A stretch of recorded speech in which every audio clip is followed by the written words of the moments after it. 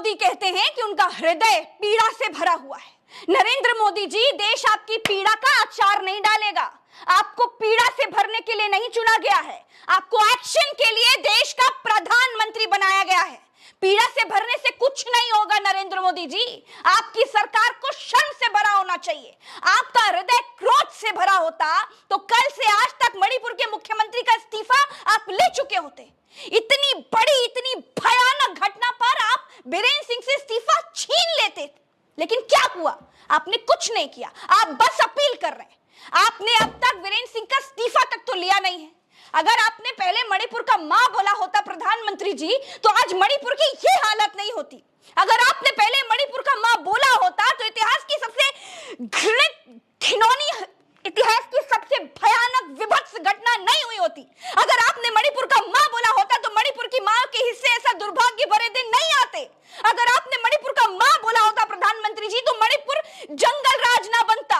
अगर आपने मणिपुर का मां बोला होता तो मणिपुर को खाक में मिलता हुआ धृतराष्ट्र, ये ऐसा मुख्यमंत्री मणिपुर की गद्दी पर टिका नहीं होता। अगर आपने मणिपुर का मां बोल दिया होता प्रधानमंत्री जी, इतना साहस दिखाया होता, तो बेटियों को अपनी योनि और स्तन बचाते हुए भागना नहीं पड़ता। लेकिन आपने अपने अहंकार में, घमंड में मणिपुर का मां तक नहीं बोला। आपने अपने गुमान में मणिपुर को जलने दिया। आप देश घूमते रहते हैं, कई देश घूमते रहते हैं, फ्रांस, अमेरिका, न जाने कहां कहां घुमाए, लेकिन अपने देश के मणिपुर का मां नहीं बोल पाए, अपने देश के मणिपुर जा नहीं पाए। क्यों नरेंद्र मोदी जी, क्यों?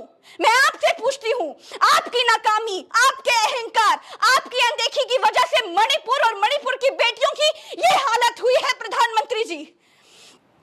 आप दुनिया में डंका बजाते हैं, बड़ा डंका बजता है, बड़ी तालियां बजती है, दुनिया आपके पैर छू लेती है, लेकिन मणिपुर का मुख्यमंत्री आपकी दुनिया से बाहर है। आप फोन करके दो देशों का युद्ध रुकवा लेते हैं ना। आप इतने बलशाली हैं, आप इतने शक्तिशाली हैं, लेकिन फिर भी अपने मुख्यमंत्री को फोन करके ना तो इस्तीफा ले पा रहे